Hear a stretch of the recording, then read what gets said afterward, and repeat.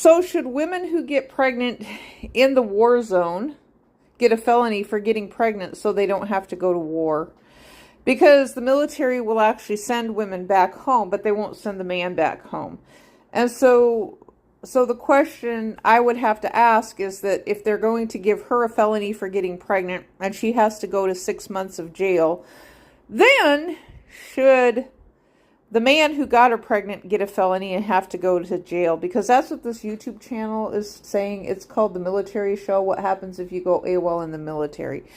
And so they're saying that men who go AWOL to avoid war, they said they can show back up, but they can potentially spend time in jail and get a dishonorable discharge. So should a woman who purposely gets pregnant to avoid going to war get a dishonorable discharge and a felony and spend time in prison because she purposely got pregnant? She just orchestrated this to purposely get pregnant to avoid going to war and shirking on her responsibilities of participating in a campaign. Even though she is serving her country, either forward deployed overseas, I'm sure there's jobs she could actually do still at a rear detachment. Rear detachment is what it's called. I knew I'd remember. They either overseas or back in the United States. I mean, because the thing myself, I have had a baby in another country. So it's not like military women can't do it. I was not military. I was just a civilian spouse.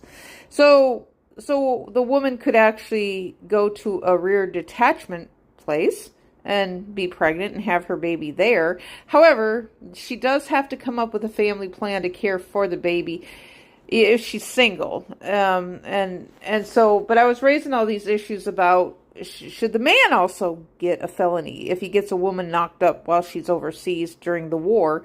Because they both conspired to create a baby. Both of them conspired to have sex and create a baby, because it's a conspiracy when you have sex that a baby is going to come out of it. So if you think of it like that a baby's going to come out of it, it's a conspiracy and conspiring to have sex together.